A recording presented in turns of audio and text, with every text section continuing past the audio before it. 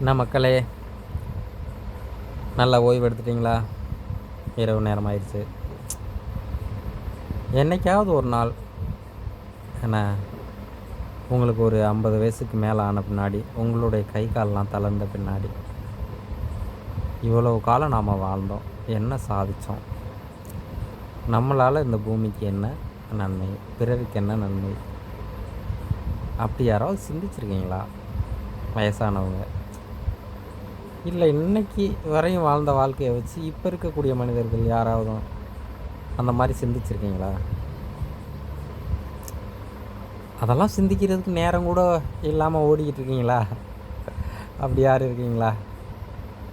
ஏன்னா நீங்கள் எல்லோரும் எனக்கு உங்களுடைய கருத்துக்களை பகிருங்க. இது எதுக்கு சொல்கிறேன் அப்படின்னா, நான் சில தவ ஆராய்ச்சிகளில் இருக்கேன்.